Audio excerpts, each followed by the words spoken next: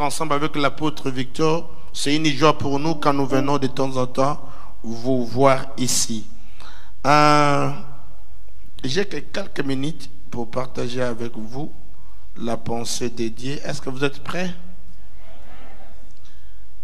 Merci à l'apôtre William Skinde. J'aime beaucoup sa façon. J'aimerais bien prêcher comme lui. Il va lentement, comme il blague, après, il vous surprend, il va. Moi, je commence à crier du début jusqu'à la fin. Donc, je prie que Dieu me donne son onction pour que j'arrive à parler un peu lentement si je saurais. Amen. Donc, priez pour moi pour que je n'écris pas trop. Ok. Matthieu chapitre 20, le verset 1 jusqu'à 7. Matthieu 1, verset 1. Avant qu'on évolue, s'il vous plaît, on n'a que quelques minutes. Je suis venu avec l'onction et la grâce de Dieu dans moi. Il y a possibilité que toi tu le reçoives ou il y a sous-possibilité que je rentre avec ça. Donc tout dépendra de toi. Amen. Parce que si je quitte ici, je vais aller dans une autre ville. Quand j'arriverai dans cette autre ville, avec la même dimension de l'onction, quelqu'un qui est violent dans la salle prendra ce que j'ai. Mais pendant que j'étais à Guadeloupe, les gens dormaient, vous allez rater. C'est comme ça. Je suis un conférencier. Ce n'est pas la première place dont je suis venu pour faire des conférences. Les gens sont extrêmement bénis, mais ça ne dépend pas de moi. Ça dépend de la personne qui est violente dans la salle pour accéder dans l'onction et tirer pour lui qu'il parte. Dieu, dans chaque conférence, il a un paquet de bénédictions. Mais ce paquet de bénédictions est quelque part, ça dépendra de la personne qui est venue avec la foi, la détermination pour accéder à ce paquet. Matthieu chapitre 20, le verset 1 jusqu'à 7. Je parlerai des ouvriers de la 11e heure. On va lire 1 jusqu'à 7. Car le royaume des cieux est semblable à un maître de maison qui sortit dès le matin afin de louer des ouvriers pour sa vigne. Il convint avec eux de deniers par jour et il les envoya à sa vigne. Il sortit vers la 3e heure et il en vit d'autres qui étaient sur la place sans rien faire. Il leur dit: allez aussi à ma vigne et je vous donnerai ce qui sera raisonnable. Est-ce qu'on peut recommencer à partir de D, s'il vous plaît? Il convint avec eux de deniers par jour et il les envoya à sa vigne. Non, commence à partir de 1, s'il vous plaît. Car le royaume des cieux est semblable à un maître de maison qui sortit dès le matin afin de louer des ouvriers pour sa vigne. Donc ça, c'est presque le premier R, oui. Verset 2. Il convint avec eux de deniers par jour et il les envoya à sa vigne. Il sortit vers la 3e heure et il en vit d'autres qui étaient sur la place sans rien faire. Ça, c'est le deuxième groupe, oui. Il leur dit: allez aussi à ma vigne et je vous donnerai ce qui sera raisonnable. Et ils y allèrent.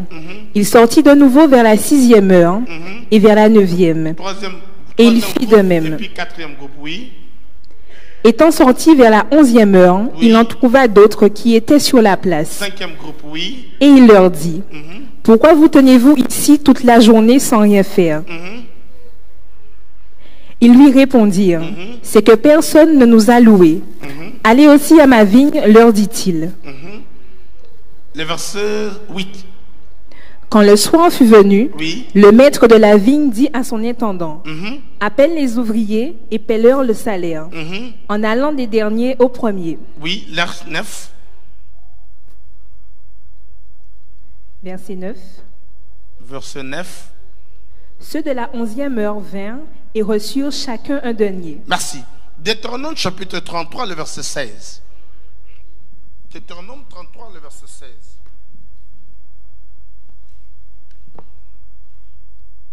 Deutéronome 33, verset 16. Oui.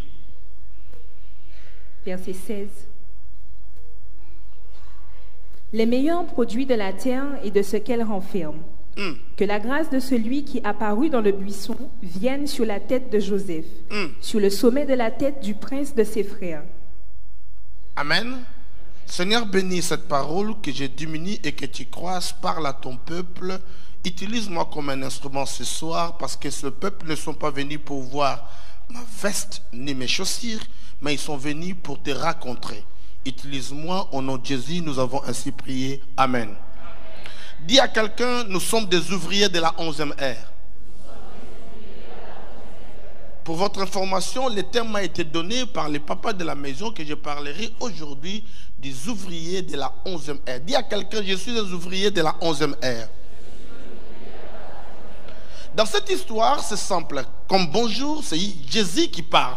Qu'il dit qu'il y avait un ouvrier, quelqu'un qui est responsable de la vigne, qui est sorti parce qu'il avait besoin des gens travailler dans sa vigne. C'est-à-dire, il parlait d'une histoire du royaume, comme nous, la Bible, cette conférence a pour objectif de pousser les gens à évangéliser et d'expliquer l'importance de l'évangélisation et comment nous pouvons évangéliser. Comme l'apôtre vient de le dire, et que les champs de Dieu, c'est le monde. C'est le peuple ou les hommes que nous connaissons ou les hommes qui sont dehors. Dans cette histoire, Jésus est parti pour la première fois, ou à la première ère, il prend les ouvriers, à la 3e ère, à la 6e ère, à la 9e ère et à la fin à la 11e ère. Et moi je dis que nous sommes les ouvriers de la 11e ère. Écoutez-moi très bien. Comme on parle à l'église, je ne peux pas vous expliquer quand est-ce que la première ère a commencé au 1er siècle, et le 3e ère, le 6e ère, le 9e ère et la 11e ère. Mais vous remarquerez, entre la première ère et la 3e ère, il y a différence de 2 ères. Entre la 3e ère et la 6e ère, il y a différence de 2 ères. Entre la 6e ère et la 9e ère, il y a différence de 2 ères. Mais entre la 9e ère et la 11e ère, différence de 2 ères encore. Mais entre la 11e ère et la 12e ère, il n'y a qu'une ère. Tous les espaces qui restent à 2 heures, mais le reste à qu'une heure. Parce que quoi? La 11e ère, selon la calendrier juif, est comme 17 heures. Et la 12e ère est comme 18 heures. Donc la 11e ère, c'est le soir prophétiquement parlant. Nous sommes des ouvriers du soir. Nous sommes des ouvriers qui travaillent presque à la fin du temps avant que la grande moisson arrive. Parce que quand nous parlons de la grande moisson, le véritable grande moisson, c'est lorsque Jésus viendra prendre son église. Of course, il y a plusieurs moissons. Tu peux aussi raconter ta moisson ici sur la terre. Une grande moisson par rapport à une opportunité, par rapport à ta vie, par rapport à ton évolution. Quand nous parlons de la grande moisson, en réalité, l'idée générale, selon le contexte de grande moisson, c'est l'arrivée de Jésus pour prendre son église. Quelqu'un peut dire Amen. Non, s'il vous plaît, comme on n'a pas le temps, je vais aller vite. Suivez-moi très bien. Vous remarquerez que dans chaque étape de première ère, 3e ère, 6e ère, 9e ère et 11e ère, il y a 2 heures, 2 heures, 2 heures. Mais pour que nous arrivions le soir, il n'y a qu'une heure qui reste. Dans cette histoire, il y a une histoire de l'abondance de la grâce. À la 11e ère, où les ouvriers de la 11e ère, ils sont accompagnés avec une abondance de la grâce. Quelqu'un peut dire Amen. Ce n'est pas que nous sommes plus meilleurs que les autres, mais par contre nous avons plus de responsabilités que les autres. Parce que nous avons moins de temps que les autres qui sont passés avant nous. Parce que nous avons qu'une heure, il est aussi question de comprendre que quand nous faisons notre évangélisation et le travail, nous devons nous rendre compte du temps. On ne nous frappe pas à l'air, mais nous frappons avec précision, car nous n'avons pas beaucoup de temps que les autres avant. Vous avez avant. Quelqu'un peut dire Amen. Quelqu'un peut dire Amen. Dis à quelqu'un, je suis un ouvrier de la 11e ère. bizarrement, nous sommes au soir, tu te retrouves au soir, je me retrouve au soir, Dieu compte sur moi et je dois veiller sur mon horloge de la manière dont je suis en train d'évangéliser ou d'affecter le monde parce que je n'ai qu'une heure. Bien que j'ai plusieurs grâces, mais je ne peux pas dormir à cause de la grâce, plus la grâce me pousse à bien travailler et à exposer les capacités que Dieu a déposées en moi. Je dis à quelqu'un, tu es quelqu'un qui est en train de travailler sous la grâce. Qui a la faveur de Dieu. La main de Dieu est derrière toi. Mais écoute-moi rapidement, écoute-moi. Bizarrement, le soir, c'est un temps un peu compliqué. Le soir, c'est le temps où les bandits se préparent pour aller tuer les gens. Le soir, c'est un moment où les bars se préparent pour que les gens aillent se divertir. Le soir, c'est un moment où les prostituées se préparent pour aller faire leurs histoires. C'est-à-dire, le soir, c'est une période de la confusion. La 11e heure est une période de la confusion pour ceux qui ont été appelés. Nous, comme la Bible déclare, nous sommes appelés au champ de Dieu qui est le monde. Mais ce monde-là se trouve au soir. Et dans ce soir-là, il y a une confusion plus qu'avant. Parce que peu de temps viendra, nous allons entrer à la 12e heure où Jésus viendra pour prendre son église. Mais en même temps, l'antichrist est en train de préparer l'arrivée de son antichrist. Quelqu'un peut dire amen? Dites amen bien. Amen. Que quelqu'un peut dire amen bien. Amen. Le soir que nous sommes en train de vivre pour le moment, c'est une histoire qui fait que si vous n'êtes pas au courant, je crois que vous êtes au courant que l'Union européenne est en train de se préparer. Ça fait longtemps qu'ils se préparaient d'ailleurs pour que l'antichrist arrive. Moi j'étais à Strasbourg, on m'a dit qu'il y a, je crois, 600 et quelques sièges sur le Parlement au Strasbourg. Mais la chaise numéro 666 personnes s'assoient dessus. C'est vide. Personne n'est dedans. Parce que l'Union européenne, la raison pour laquelle nous mangeons l'euro, la raison pour laquelle il y a le seul Parlement, ils s'arrangeaient ou ils s'arrangent afin de préparer un gouvernement pour que l'antichrist vienne s'asseoir. Et ces choses se préparent vite et rapide. C'est-à-dire au soir que nous sommes appelés à affecter le monde, dans ce même soir, les diables aussi se préparent pour affecter le monde. Dis à quelqu'un, c'est un moment de la confusion. Mais dans ce même soir, écoutez-moi, il y a quelque chose, je parlais aux hommes de Dieu. L'église, à la place de comprendre le temps, que nous avons qu'une heure, l'église tourne et marque les pas, mais pendant que le monde est en train de se préparer pour que l'antichrist vienne. Parce que l'antichrist ne viendra pas aussi longtemps que l'église est encore sur la terre. C'est la raison pour laquelle vous remarquerez, Dieu dans son calendrier, il a provoqué le Brexit. Le Brexit a un objectif, de freiner ce que l'Union européenne organise, prépare, pour que l'arrivée d'antichrist arrive. Le Brexit vient de le freiner un peu, parce qu'avec le Brexit, ça fait montrer maintenant que l'Europe n'est pas plus forte que comme on le croyait. Ah, c'est comme si je ne vous parlais pas ici. Quelqu'un peut dire amen. Amen. Je saute beaucoup de choses à cause du temps. Donc le Brexit, l'Angleterre est en train de quitter l'Europe. Or, l'Angleterre est parmi le meilleur ou le grand pays qui a porté la force, l'énergie et l'argent en Europe. Or, maintenant, si l'Angleterre sort, j'ai appris, il paraît, l'Italie est en train de menacer aussi de partir. Et d'autres pays menacent de partir. C'est la raison pour laquelle l'Union européenne fait un effort de ne pas donner l'accès en Angleterre de partir lentement ou calmement. Pour que d'autres pays qui ont l'envie de quitter l'Europe arrivent à hésiter que si l'Angleterre est punie et nous autres ici qui sommes moins que l'Angleterre.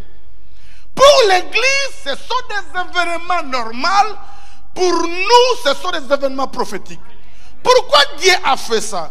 Dieu a fait pour freiner la ligne où l'Union européenne prenait, parce que l'Antéchrist viendra par Europe pour permettre à l'Église, toi qui es les citoyens, les ouvriers de la 11e ère, de se réveiller un peu, nous donner un peu le temps d'évangélité, d'affecter, de pousser les choses en avant, afin que nous arrivons à mettre quand même les choses en place pour que lorsque Jésus viendra prendre son église et que nous allons. Vos amens sont faibles. Dis à quelqu'un ce sérieux. Non. Dis à quelqu'un ce sérieux. Dis à quelqu'un je suis important. Dis à quelqu'un que c'est ma période. Je ne peux pas blaguer. Je ne peux pas dormir. Quelqu'un peut dire Amen. Moi j'habite en Angleterre, ça bouge. Il paraît pendant 5 ans nous allons souffrir. Alléluia. Pendant 5 ans, mais les Anglais veulent sortir, ils sont prêts. Ils devaient sortir le 31, ils ont poussé ça un peu, je crois. Il faut des votes et tout comme ça. Mais finalement, on va voter pour sortir. Or, sortir de l'Union européenne, c'est les rendre un tout petit peu faibles. C'est les freiner pour qu'ils n'arrivent pas à travailler vite et que l'Antéchrist vienne parce que l'Église n'est pas encore prête. Pourquoi l'Église n'est pas encore prête? Parce que les citoyens de l'Église, les membres de l'Église, les pasteurs qui dirigent l'Église n'ont aucune idée que nous dormons. Nous crions, nous chantons, nous sautons en dormant.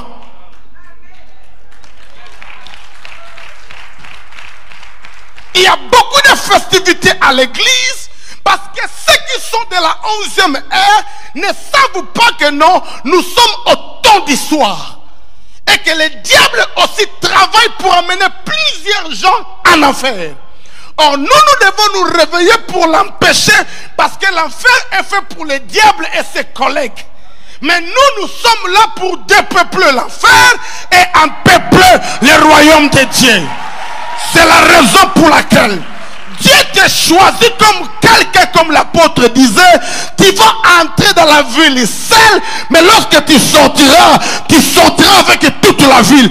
Ils ne vont pas comprendre comment tu vas le faire, mais je vous ai dit, la grâce de Dieu sera sur toi. Dis à quelqu'un, je suis dangereux. Non, l'église, dis à quelqu'un, je suis dangereux. Je peux entrer seul, mais lorsque je sortirai, toute la ville de Guadeloupe va me suivre. Si tu crois, dis avec moi fire. Non, dis avec moi fire. Dis, je déclare, ma mentalité, mes pensées changent à partir d'aujourd'hui. Moi, je vais affecter le monde, affecter la société, affecter les gens, affecter ma vie, affecter ma famille, parce que je ne dormirai plus. Je suis les ouvriers de la 11e ère. Si tu crois, tu acclames le Seigneur, c'est comme si tu voulais acclamer les rois des rois. Dites avec moi Amen. Asseyez-vous. À la 11e ère, bizarrement, j'ai fouillé ma Bible et j'ai trouvé que Joseph était le 11e fils de Jacob. Bizarrement, cet homme avait un tunique à multicolore. Il n'était pas normal. Il avait double capacité, double dimension. Les citoyens de la 11e ère, tu ne peux pas les contrôler. À la 11e ère, dans la confusion, dans le noir, dans les ténèbres, le Seigneur t'a équipé. Dans la 11e ère, dans la confusion, dans le noir, dans la confusion, Dieu t'a équipé. À la 11e ère, tu fonctionneras et personne ne peut te maîtriser. La raison pour laquelle on ne peut pas te maîtriser, parce que dans le noir, il y a tellement la confusion. S'il veut te fermer ici, tu vas sortir ici. Lorsqu'on te ferme ici, tu vas constater. Ah maman, j'ai parlé à quelqu'un, j'ai dit tu es incontrôlable. Personne ne peut te contrôler. On ne peut pas contrôler ta finance, on ne peut pas contrôler ta santé, on ne peut pas contrôler ton intelligence. Le diable ne peut pas te contrôler parce que tu es appelé à fonctionner là où il y a la confusion. Mais toi, tu amèneras la lumière. l'élévation, la gloire, la puissance. Le monde connaîtra Jésus à cause de toi. Écoute-moi, si tu ne prophétises pas, tu vas imposer les mains. Si tu n'imposes pas les mains, tu vas déclarer. Si tu ne déclares pas, tu vas prêcher. Si tu ne prêches pas, tu vas chanter. Si tu ne chantes pas, tu libéreras le miracle. Le Seigneur est avec toi. Tu es un dribbleur. Toi, tu commences lentement. Mais lorsque tu entres dedans, tu es la femme samaritaine. Même les gens qui t'ont critiqué, ils ne te critiqueront jamais. Même ceux qui t'ont rejeté, ils ne te rejetteront jamais. Tu es dangereux pour ta société. Tu es dangereux pour ceux qui t'attirent. Dites avec moi, fire! Dis avec moi, fire! Dis avec moi la 11e heure. C'est mon temps. C'est ma saison. C'est ma période. Je suis appelé pour ce temps ici. Personne ne t'arrêtera parce que tu es dangereux. Je déclare ce Guadeloupe. Dieu est en train de lever les géants. Il lève les grands, les puissants. Il va te lever au milieu de tes frères. Dis avec moi, fire!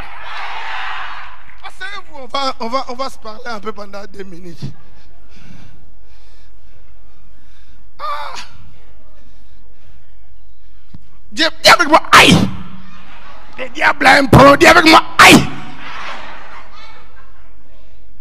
Non. La Bible déclare, écoute ceci, hein. Donnez-moi Deutéronome chapitre 33, le verset 16.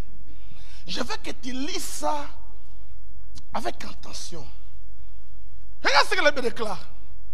Le meilleur produit de la terre et de ce qu'elle renferme, que la grâce de celui qui apparaît dans le buisson vienne sur la tête.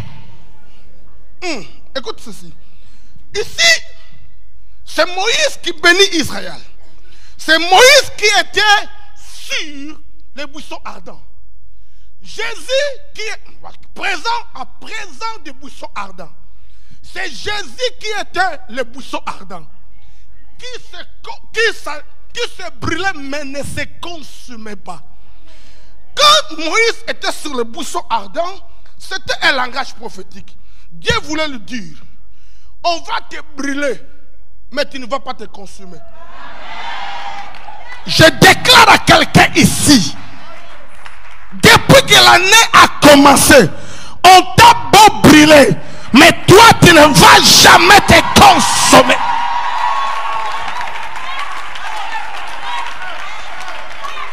Il y a 2 langages ici. Dis, je ne me brûlerai, je ne consumerai jamais. En fait, si tu veux comprendre la valeur de l'or, il faut le mettre dans le feu. Quand tu brûles l'or, c'est alors que tu connaîtras si l'or est bon et bien. Je dis à quelqu'un, il y a la grâce, la Bible déclare, la grâce, la Bible déclare que les trésors sont cassés dans les vases de terre. Toi tu es là, tu as des trésors de Dieu, mais pour que les trésors de Dieu qui est en toi sortent, il faut qu'il y ait des situations de ténèbres à la 11e heure. C'est de là qu'il verra que tu as un Dieu. Je dis à quelqu'un, tu as un Dieu. Ceux qui croyaient que tu allais mourir, toi tu ne mourras jamais. Tes enfants ne mourront jamais. Ta famille ne se perdra jamais. Tu ne descendras pas en bas. Toi tu es élevé à monter et tu es avec moi, fire. Asseyez-vous. La Bible dit ceci, et que Moïse prophétise. Il dit que la grâce de celui qui est sur le buisson ardent soit reposée, vienne sur Joseph. On parle de lui et on parle de Christ. Que la grâce de Christ qui est en lui vienne à la tête de Joseph. Ok? Écoute ce que la Bible déclare. La tête de Joseph sur le sommet de la tête du prince de ses frères. Écoute-moi, Joseph était la 11e de la famille. Mais la Bible les place comme le premier de la famille. Ceux qui sont à la 11e et les ouvriers de la 11e ère, à cause de la grâce qu'ils portent, la Bible parle de ce même Joseph dans Genèse chapitre 37, le verset 7 jusqu'à 9. Il a dit, nous étions dans le champ. Vos gerbes tombaient, mais ma gerbe se tenait debout. Pourquoi Moïse, pourquoi Joseph devient le premier de la famille? Parce que Joseph portait la grâce de la 11e ère et il avait une tunique de multicolore qui n'est pas fait par les hommes, mais qui est fait par Dieu lui-même. Quelqu'un peut dire Amen. Et quand la grâce viendra sur toi, parce que les premiers sont les derniers, hein, nous sommes la dernière génération qui fait des choses pour que Jésus vienne. Les ouvriers de la 11e ère, ce sont les finisseurs. Les gens qui travaillent pour arrêter, pour finir le travail. Donc nous sommes à la finition. Or donc nous portons une dimension. C'est la raison pour laquelle tous ceux qui ont travaillé première ère, troisième ère, 6e ère, 9e ère, nous tous, on a eu un denier. Mais maman, comment se fait-il qu'ils ont souffert avant nous et nous qui souffrons moins, nous avons tous le un denier? Je n'ai pas des explications à cause de temps. Mais le problème, c'est que je sais, nous ne travaillons pas par notre propre force. Nous avons une grâce qui nous prend et qui nous amène dans travailler au niveau excellent par rapport à ceux qui étaient avant nous. Dites Amen pour que je parle. Dites Amen pour que je bombarde. Est-ce que vous êtes avec moi? Amen. Mais je vais donner une dernière explication par cause du temps. Je ne peux pas déborder.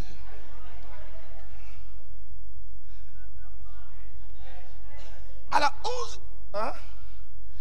la 11e ère, il y a des choses qui se passent. À la 11e ère, comme vous savez, il était le fils de la 11e ère, mais en même temps, il était insulté, dénigré, réduit, diminué par ses frères. Ok? Toutes les insultes, le dénigrement, les insultes, les problèmes que tu as, c'est normal. C'est parce que tu es appelé à briller. Parce que tu te retrouves à la 11e ère. À la 11e ère, il y aura la création de nouveaux péchés. Les péchés qui n'existaient pas vont se naître à la 11e ère. On verra toute forme d'incrédulité, toute forme de rejet. Ce n'est pas un problème. Dis avec moi à la 11e ère. À la 11e ère, il y a tout ce qui est mauvais, mais Dieu nous prend avec la grâce et la faveur et il nous met à la 11e ère pour que nous fonctionnions. Maintenant, pour finir, apôtre, tout ce trouble, tout ce bruit que nous avons, il y a des choses. La terre tremble, le trouble est là, mais à la même période, Dieu élève un peuple. C'est comme quand la femme arrive au point d'accoucher. Tous les troubles de l'église ne sont pas de mauvais troubles. Est-ce que vous savez, il y aura toujours un problème climatique. Il y aura toujours des changements climatiques. Ça ne va pas diminuer, ça va continuer. La confusion dans le monde, ça ne va pas diminuer. La prophétie, je vais prophétiser. Ça ne va pas diminuer. La Bible déclare que ce sont des signes du temps de la fin. Il y aura un problème climatique. Les choses vont aller de mauvais à mal, de mal à mal, de mauvais à mauvais. Pourquoi? Parce que à la 11e ère, pendant qu'il y a la nuit, les ténèbres en Égypte, mais à gauche, il y a la lumière et Dieu est avec nous. À la 11e ère, lorsque les gens pleurent, nous qui sommes la lumière, au milieu de ces ténèbres, nous allons commencer à briller. Je prophétise à quelqu'un qui est surnaturel. À partir de maintenant que je parle, Dieu te prend comme un homme naturel et il te dépose dans le niveau de surnaturel. Si tu crois, tu peux dire Amen. Non, si tu crois, tu t'amènes bien. Ça c'est un deuxième. Pourquoi y a-t-il des bruits dans le monde? Pourquoi y a-t-il la confusion, maman, pasteur Marie? Les problèmes que nous avons, c'est lorsque la femme veut accoucher. Les ouvriers de la 11e ère, ils doivent comprendre que toute confusion n'est pas confusion. Les ouvriers de la 11e ère, vous devez comprendre que toute confusion n'est pas confusion pour nous. Pourquoi? À la 11e ère, nous sommes entre deux dimensions. Première dimension, c'est comme une femme qui veut accoucher. On les prend, on les met dans le lit de l'hôpital. Les sangs coulent de partout. Elle crie de partout. Mais elle est entre la mort et la vie. Parce qu'à la 11e ère, quelque chose est en train de se naître. Les bruits de la confusion que vous êtes en train d'entendre partout, ce n'est pas seulement le noir. Mais il y a une vie, quelque part, est en train de se naître. Dieu est en train d'élever une nouvelle génération. Dieu est en train de mettre en place un peuple. Dieu est en train de changer les circonstances, changer les fréquences pour t'élever à un autre niveau. Tous les troubles que toi tu es en train de vivre, ça ne te tuera jamais. Or Dieu te prend d'en bas et il t'enlève en haut. Je dis à quelqu'un, à partir de ce soir, par rapport à cette conférence, reçois ton élévation. Non, reçois ta grâce. Si tu étais normal à partir d'aujourd'hui, tu ne seras plus normal. Si tu parlais normal à partir d'aujourd'hui, tu ne parleras plus normal. Si tu étais en bas, Dieu te ramasse et t'amène en haut. Ta vie changera. Ton ministère changera. Tes déclarations changeront. Au nom de... Mettez-vous debout. Mettez-vous debout à cause du temps. Nous sommes venus pour une mission. Nous sommes venus avec un Dieu. Nous sommes venus pour quelqu'un. Nous sommes venus pour que tu sois affecté. À la 11e ère, Dieu te donne des capacités.